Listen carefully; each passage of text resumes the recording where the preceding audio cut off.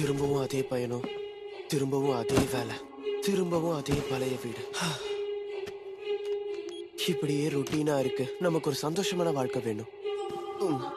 ஆனா நிச்சயமா என்னுடைய ஒரு சின்ன பகுதிக்கு ஏதோ ஒண்ணு நிச்சயமா ஒரு மாற்றம் தேவைப்படுது.